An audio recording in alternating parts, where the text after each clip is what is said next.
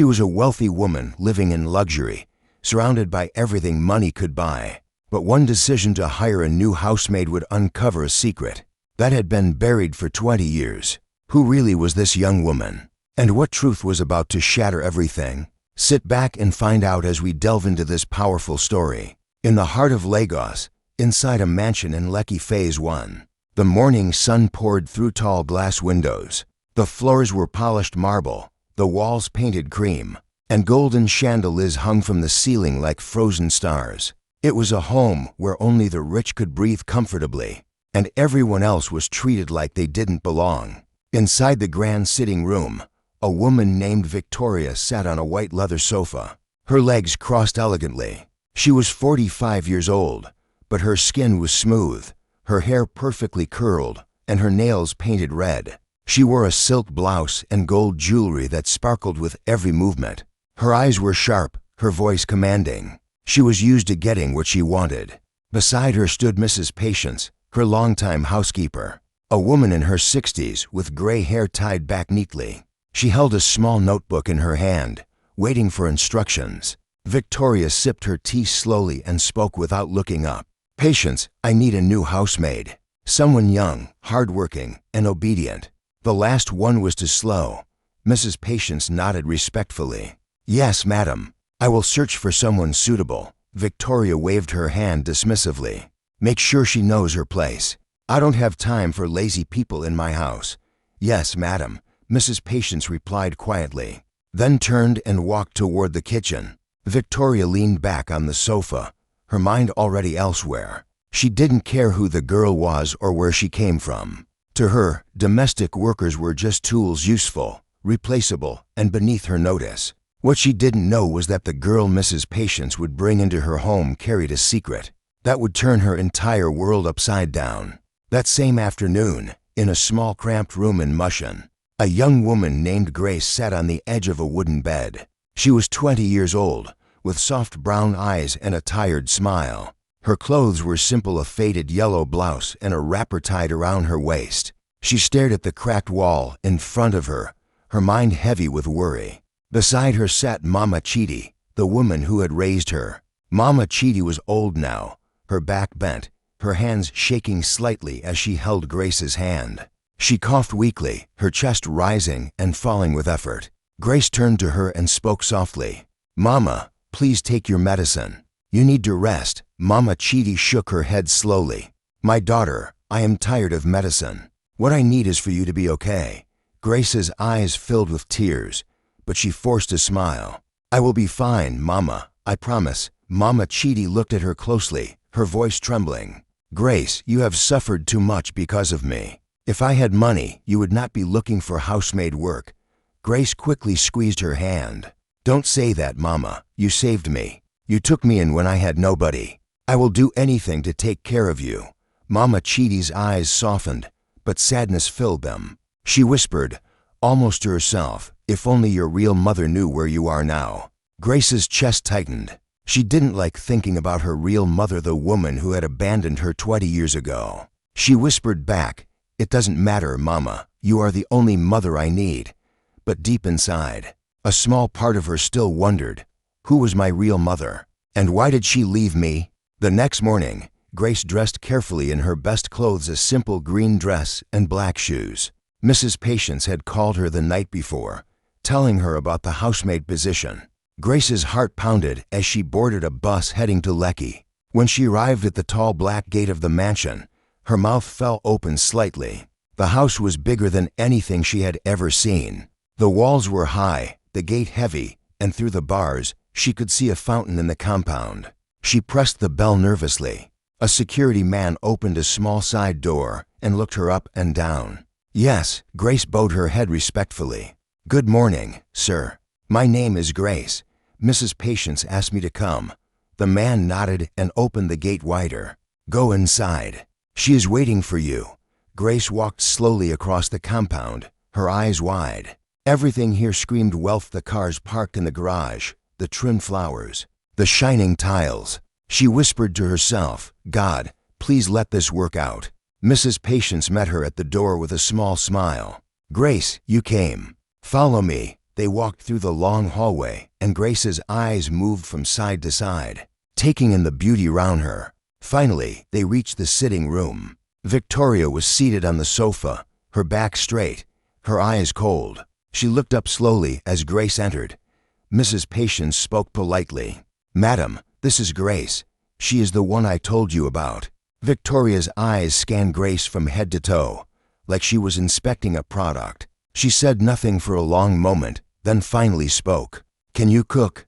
Grace nodded quickly. "Yes, madam." "Can you clean properly?" "Yes, madam." "Do you know your place?" Grace paused, unsure what that meant. She answered softly, "I am here to work, madam." "I will do my best." Victoria's lips curved slightly, not quite a smile. "Good. You will start today. Your salary is small, but if you work well, I may increase it. Don't ask for unnecessary things. Don't touch what doesn't belong to you. And don't speak unless spoken to. Do you understand?" Grace lowered her head. "Yes, madam. I understand." Victoria waved her hand. "Patience, take her to her room. Show her what to do." As Grace turned to leave, Victoria watched her walk away. Something about the girl's face bothered her, a strange feeling she couldn't name. She shook her head and returned to her tea, dismissing the thought. But what Victoria didn't know was that the girl she had just hired was closer to her than she could ever imagine. Grace's room was small, tucked at the back of the house near the kitchen. It had a single bed, a wooden chair, and a tiny window. But to Grace, it was enough. She unpacked her few belongings, a Bible, 2 extra dresses, and a photo of Mama Chidi. She sat on the bed and whispered a prayer. "God, thank you for this opportunity. Please help me do well so I can take care of Mama." Mrs. Patience knocked gently and entered. She sat beside Grace and spoke kindly. "My daughter, Madam Victoria, can be very strict. She doesn't like mistakes. But if you work hard and stay quiet, you will be fine." Grace nodded. "I will do my best, Ma." Mrs. Patience smiled sadly. "I can see you are a good girl. Just be careful. Madam has a heavy heart. She is not easy to please." Grace wanted to ask why, but she kept quiet. She would learn soon enough. The first few days passed slowly.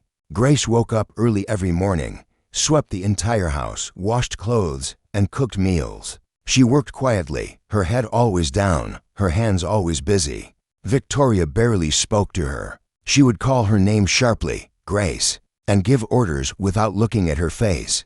Grace obeyed everything without complaint. But every night, when Grace lay on her small bed, exhaustion pulled her under like a heavy blanket. She would think of Mama Chidi, hoping she was taking her medicine, praying she wasn't in pain. One evening, as Grace was washing dishes in the kitchen, Mrs. Patience came in and sat down. She watched Grace work for a moment, then sighed deeply. "Grace," she said softly. Grace turned, wiping her hands on a towel. "Yes, Ma." Mrs. Patience hesitated, then spoke carefully. "Can I ask you something personal?" Grace nodded slowly. "Yes, Ma. Do you have parents?" Grace's chest tightened. She looked down at the floor. "I never knew my real parents, Ma. I was raised by Mama Chidi. She found me when I was a baby." Mrs. Patience's eyes widened slightly. "Found you? Where?" Grace's voice became quiet, almost a whisper. "She said she saw me wrapped in a cloth near a church gate in Mushin. There was no note, no name. Just me." Mrs. Patience's hand flew to her mouth. Her eyes filled with something Grace couldn't understand: shock, fear, pity. "What is it, Ma?"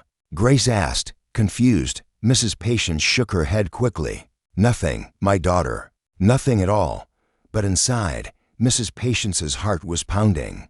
Her mind raced back 20 years, to a night she had tried to forget, a night when Madam Victoria had given birth in secret and made a terrible decision. 20 years ago, Victoria was not yet married. She was young, proud, and engaged to a wealthy man named Mr. Lawrence. But before the wedding, she discovered she was pregnant by another man, a man her family would never accept. Terrified of losing her marriage and her reputation, Victoria hid the pregnancy. When the baby was born, a girl, Victoria made a choice that haunted her ever since.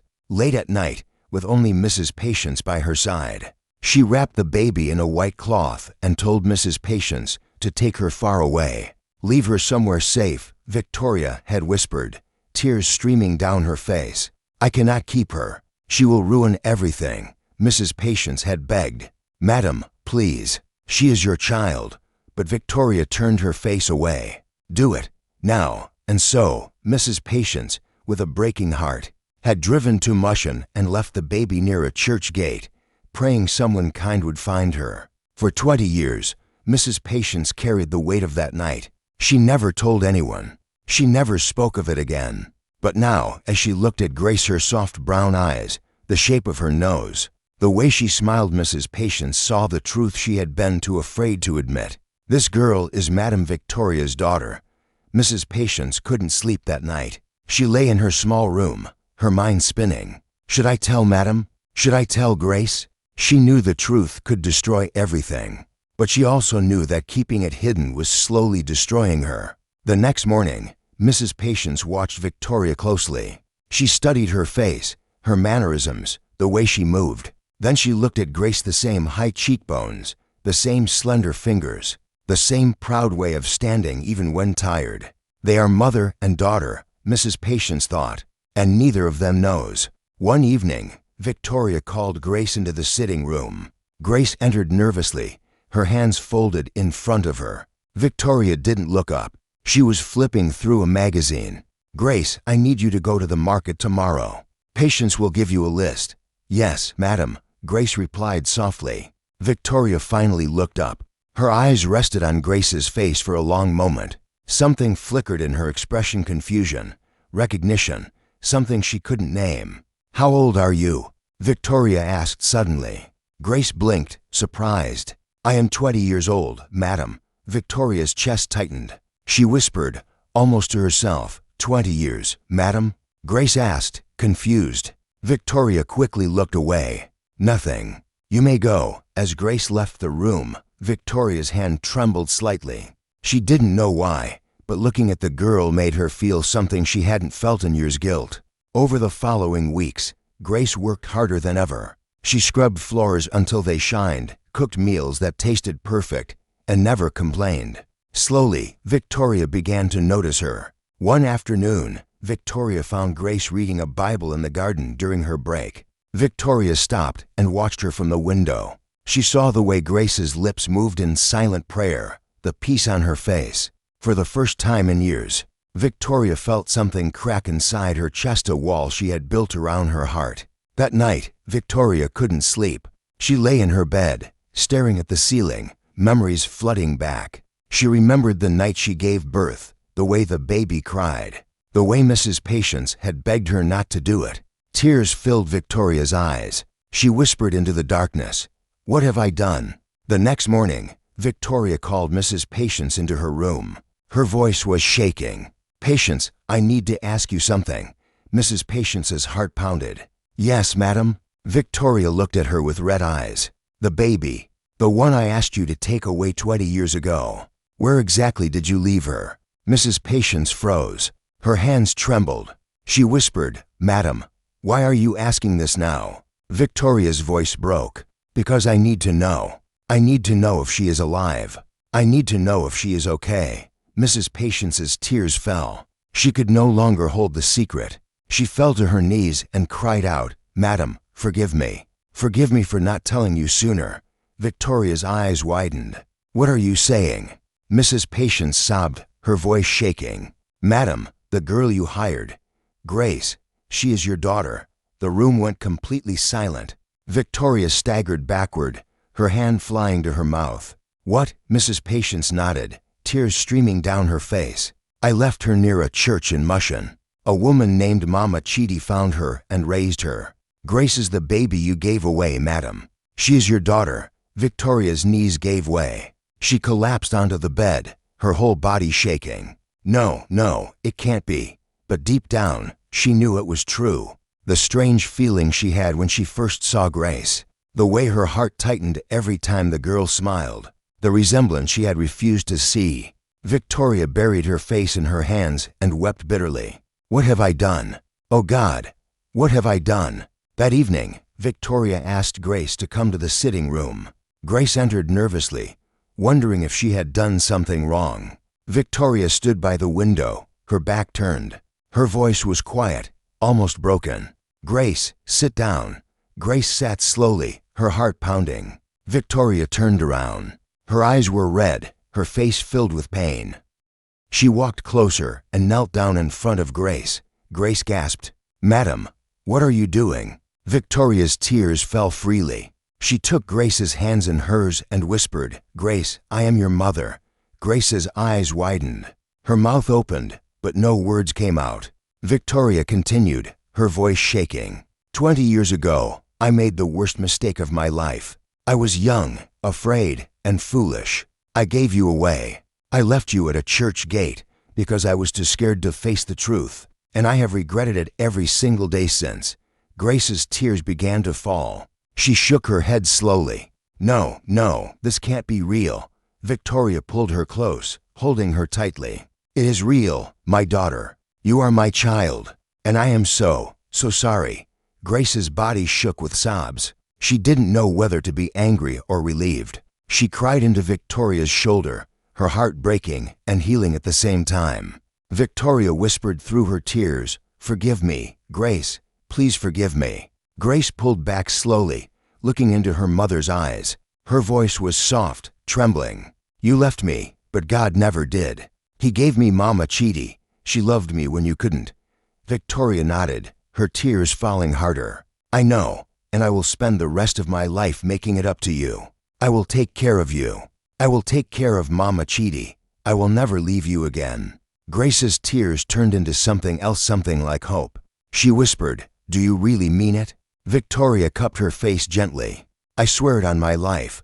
From that day forward, everything changed. Victoria moved Mama Chidi into the mansion, gave her the best medical care, and treated her with the deepest respect. She told Grace the full truth about her past, and though the pain was deep, forgiveness slowly began to grow. Grace no longer worked as a housemaid. She became the daughter of the house, loved, honored, and cherished. Victoria introduced her to the world as her daughter, and though people whispered, she didn't care. But not everyone was happy about the reunion. Victoria's husband, Mr. Lawrence, who had been traveling for business, returned home 2 weeks later. He was a tall man with a stern face, wearing an expensive suit and shiny black shoes. When he walked into the sitting room and saw Grace sitting comfortably on the sofa beside Victoria, his face darkened instantly. "Victoria," he said coldly, "who is this girl? And why is she sitting in my house like family?" Victoria stood up, her voice steady. "Lawrence, this is Grace. She is my daughter." Mr. Lawrence's eyes narrowed. "What nonsense is this? We have no daughter. We were never blessed with children." Victoria took a deep breath and looked him straight in the eye. "She is my daughter from before we got married. I gave her away 20 years ago, and God has brought her back to me." The room fell silent. Mr. Lawrence's jaw tightened, his hands clenched into fists. "You mean to tell me you hid a child from me all these years, and now you bring her into my home without asking me?" Victoria's voice rose slightly. "This is my home too, Lawrence, and she is my blood. I will not turn her away again." Mr. Lawrence's voice was like ice. "If she stays, then I leave." Grace stood up quickly, tears in her eyes. "Madam, please. I don't want to cause problems. I can go back to Mama Chidi. I don't want to destroy your marriage." But Victoria grabbed her hand firmly. "No, Grace, you are not going anywhere. You belong here." She turned to her husband. "Lawrence, if you cannot accept my daughter, then you are free to leave. But I will not abandon her again. Not for you. Not for anyone." Mr. Lawrence stared at her in shock. This was not the submissive woman he had married. This was a mother who had finally found her courage. He stormed out of the room, slamming the door behind him. For 3 days, the house was filled with tension. Mr. Lawrence refused to speak to Victoria or Grace. He ate his meals in silence and slept in a separate room. Grace felt the weight of it all. She sat in her room one evening, crying quietly when Mrs. Patience came in. "My daughter, don't cry," Mrs. Patience said gently. "This is not your fault." Grace wiped her tears. "But I am destroying her marriage. Maybe I should just leave." Mrs. Patience shook her head firmly. "No, Grace. Your mother has carried guilt for 20 years. She needs you. And deep down, she needs to stand up for what is right. Mr. Lawrence will come around. Just wait and see." Grace wasn't sure, but she nodded slowly. On the fourth day, something unexpected happened. Victoria received a phone call from the hospital. It was about Mama Chidi. Her condition had worsened, and she needed an urgent surgery. Victoria didn't hesitate.